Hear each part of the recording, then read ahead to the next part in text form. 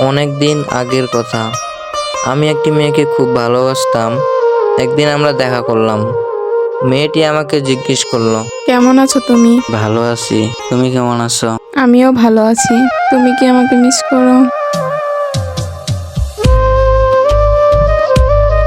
ওই কি ভাবছো? প্লিজ বলো না আমাকে। তুমি সব সময় বলো আমাকে খুব বিশ্বাস করো। হ্যাঁ, খুব বিশ্বাস করি, কিন্তু হঠাৎ এই কথা জিজ্ঞেস করলে কেন?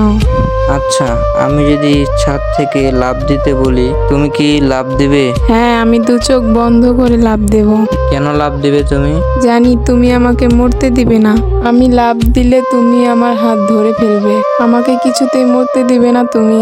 আমি যদি না ধরি তোমায়? তখন না হয় এই বিশ্বাস নিয়ে মরে যাব।